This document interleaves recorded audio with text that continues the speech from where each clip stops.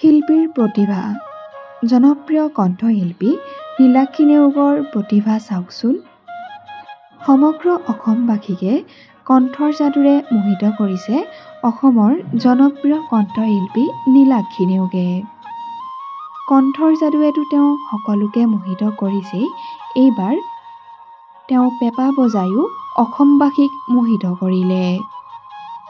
ইতিমধ্যে ছ'চিয়েল মিডিয়াত খুবেই ভাইৰেল হৈ পৰিছে এই বিশেষ ভিডিঅ'টি, য'ত কণ্ঠশিল্পী নীলাক্ষী নেওগে পেঁপা বজাইছে।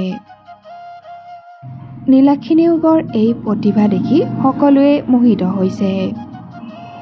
বিহুৰ সময়ত কণ্ঠশিল্পী নীলাক্ষী নেওগৰ এই পেঁপা বজোৱাৰ ভিডিঅ'টিয়ে সকলোৰে মন মোহিছে।